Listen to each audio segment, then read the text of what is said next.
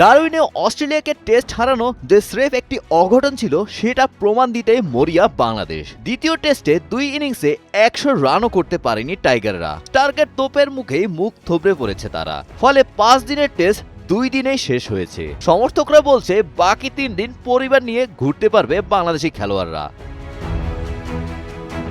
অস্ট্রেলিয়ার বিপক্ষে প্রথম ইনিংসে 64 রানে অল আউট হওয়ার পর দ্বিতীয় ইনিংসে তারা অল আউট হয়েছে 95 রানে।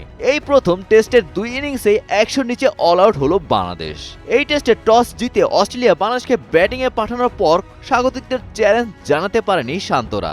2 ইনিংসে হতাশার ব্যাটিংয়ের মাঝে এই ম্যাচে একমাত্র স্বস্তি শরীফুল ইসলামের দুর্দান্ত বোলিংয়ে 7 উইকেট পাওয়া। সকালে অস্ট্রেলিয়ার 2 উইকেট তুলে নিতে প্রায় ঘণ্টাখানেক সময় লাগে বাংলাদেশের। এর মধ্যেই প্রথম ইনিংসে অস্ট্রেলিয়া এগিয়ে যায় 146 রানে। দ্বিতীয় ইনিংসে ব্যাটিংয়ে নেমে প্রথম ইনিংসের মতোই হতাশ করেছে বাংলাদেশের ব্যাটসম্যানরা। তারা যেভাবে আউট হয়েছে তা ছিল প্রশ্নবিদ্ধ। থিত হয়ে যাওয়ার পর ডাউন দ্য উইকেটে এসে লং অফে ক্যাচ তুলে দিয়েছেন অধিনায়ক নাজমুল। তানজিদ আউট হয়েছেন হুক করতে গিয়ে। লিটন 10 বল খেলেও রানের খাতা খুলতে পারেননি। এক প্রান্তে আগে থাকা মুশফিক 80 বল খেলে 29 রানে অপরাজিত ছিলেন।